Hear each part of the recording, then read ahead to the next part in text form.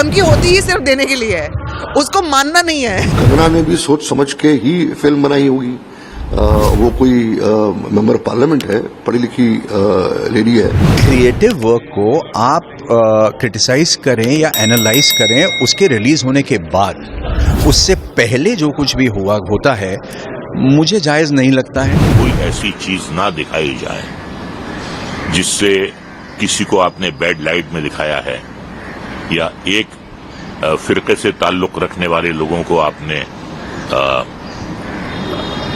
बुरी लाइट में दिखाया है, बैड लाइट में दिखाया है। अगर ये बाहर आएगा या लोग ये देखेंगे तो कुछ ना कुछ प्रॉब्लम हो जाएगी, तो I am sure they have a reason. क्या देखो, धमकियां तो आती रहती हैं और जाती रहती है। धमकी होती ही सिर्फ देने के लिए है, उसको मानना नहीं है।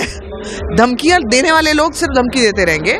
और मुझे लगता है कि फिल्म तो देखो रिलीज होनी है, और कई बार ना ये पब्लिसिटी का भी एक तरीका होता है, मेरे को ऐसा लगता है। बट अगर सच्ची में वो धमकी है भी तो भी देखो फिल्म तो रिलीज होगी, उसका कोई आप रोक नहीं सकते। और कंगना की फिल्म में मैं एक्सपेक्ट कर रही हूँ कि आफ्टर लॉन्ग टाइम, लंबे वक्त के बाद मैं कंगना को इस रूप में देखना चाहती हूँ। तो क्योंकि हाल ही की कुछ फिल्म्स कंगना की बहुत ज़्यादा अच्छी नहीं करी, और मैं पर्सनली कंगना को बहुत लाइक करती हूँ, तो मैं देखना चाहूँगी इमरजेंसी फिल्म। किसी भी तरीके से कोई धमकी देना या अनडेमोक्रेटिकली इलीगली जान पे धमकी देना या ये कहना कि हम आपको, ये गलत है, ये सरासर गलत है। और हमारी कंट्री में फिल्म को सेंसर मिल भी जाती है और फिल्म रिलीज भी हो जाती है। रिलीज होने के बाद अगर आपको लगता है कि कुछ प्रॉब्लम है फिल्म में, तो आपको कोर्ट जाने, आप मारपीट नहीं कर सकते हैं, आप थिएटर नहीं जला सकते हैं, आप सड़कों पे आके आप राइट नहीं क्रिएट कर सकते। इसके पहले भी बहुत सारी फिल्मों में हुआ, पद्मावत में हुआ, उसके पहले भी बहुत सारी फिल्मों में एक अनडेमोक्रेटिकली प्रोटेस्ट हुए हैं और हमने हर वक्त उसको ऑब्जेक्ट किया हुआ है। तो मुझे लगता है कि फिल्म मेकर की अपनी आजादी है, जो लोग ऑब्जेक्ट करते हैं उनकी अपनी आजादी है, लेकिन कानून के दायरे में अगर आप कोई भी अपनी एक्टिविटी करते हो तो वो जो है वो लोगों को एक्सेप्टेबल है। कंगना ने भी सोच समझ के ही फिल्म बनाई होगी। वो कोई मेंबर पार्लियामेंट है, पढ़ी लिखी लेडी है। और ऐसे कोई भी फिल्म मेकर हो, जब भी वो फिल्म बनाता है उसका जो कट पॉइंट है वो है सर्टिफिकेशन बोर्ड, सेंसर बोर्ड।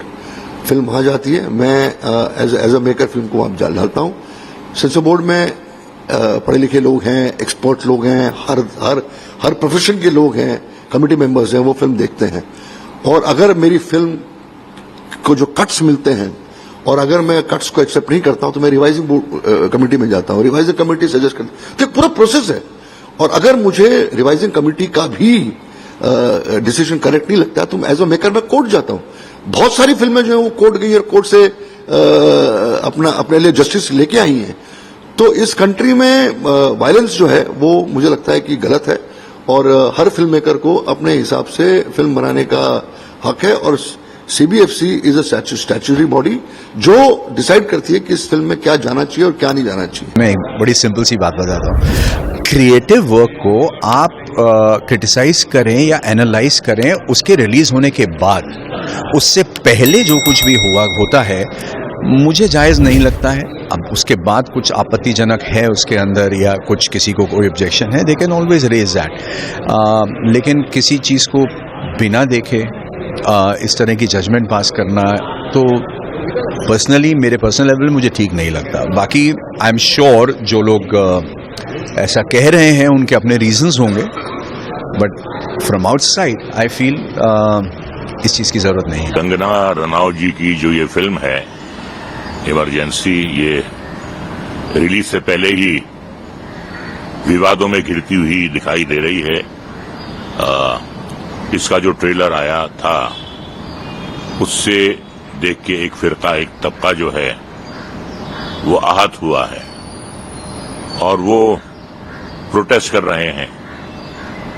तो प्रोटेस्ट करने का हक तो सबको है, ये प्रजातंत्र है, डेमोक्रेसी है। कोर्ट में जाने का भी सबको हक है, और अगर कंगना जी को ऐसा लगता है कि उनके साथ ज्यादती हो रही है तो वो भी कोर्ट में जा सकती हैं, अपनी बात कह सकती हैं। कोर्ट जो है सबके लिए खुला हुआ है और आखिरी फैसला जो होता है वही कोर्ट का सही होता है, वही इंसाफ करता है। तो मैं यही कहूंगा कि इमरजेंसी पे पहले भी काफी फिल्में आई हैं, लेकिन ये फिल्म काफी चर्चित हो रही है। देखिए क्या है कि अगर किसी की रिलीजियस फीलिंग्स हर्ट होती हैं, आहत होती हैं, उससे क्या होता है कि मुल्क में बदअमनी फैलती है, लॉ एंड ऑर्डर की भी प्रॉब्लम हो जाती है। तो इस बात का भी ख्याल रखना चाहिए कि कोई ऐसी बात ना हो। लेकिन अदालतें खुली हुई हैं, आप प्रोटेस्ट कर सकते हैं, आप धरना दे सकते हैं, आप अपनी बात कह सकते हैं, लेकिन डेमोक्रेसी है हमारे यहाँ और हमारा जो एक इंस्टीट्यूशन है सेंसरशिप का, वो बहुत जिम्मेदारी से अपना काम करता है। लेकिन उन्हें भी कई बार ये सोचना चाहिए कि कोई ऐसी चीज ना दिखाई जाए जिससे किसी को आपने बैड लाइट में दिखाया है या एक फिरके से ताल्लुक रखने वाले लोगों को आपने बुरी लाइट में दिखाया है, बैड लाइट में दिखाया है। तो फिल्म भी रिलीज हो रही है। अब ये जो नया विवाद शुरू हो रहा है, ये क्या किस करवट लेगा ये आगे, ये हम कह नहीं सकते। लेकिन मैं ये चाहूंगा कि जो भी हो अमन और शांति से हो, और अगर किसी बात पर एतराज है उस पर गौर किया जा सकता है, और अगर ऐसा लगता है कि इसे दिखाने से डेमोक्रेसी में आपको फ्रीडम ऑफ एक्सप्रेशन का हक दिया गया है, लेकिन इसके साथ साथ किसी के जज्बात मजरू करने का आपको कोई हक नहीं है। किसी भी कम्युनिटी को आपको बैड लाइट में दिखाने को कोई हक नहीं है। ये हमारी डेमोक्रेसी कहती है। हर देश में, हर इंडस्ट्री में फ्रीडम ऑफ स्पीच होना बहुत ज़रूरी है, बट एक दायरे के अंदर आई फील कि अगर ऐसी कुछ चीज़ें हैं जिससे sensor board obviously responsible body है, तो उन्हें पता है कि यार अगर ये बाहर आएगा या लोग ये देखेंगे तो कुछ ना कुछ प्रॉब्लम हो जाएगी। तो I am sure they have a reason, but I am hopeful कि यार ये रिजॉल्व हो जाए, सबकी पिक्चर रिलीज होनी चाहिए। एब्सोल्युटली। लेटेस्ट अपडेट के लिए हमारे चैनल न्यूज़ इंडिया फर्स्ट को लाइक, शेयर एंड सब्सक्राइब करें एंड यस बेल आइकन को प्रेस करना ना भूलें।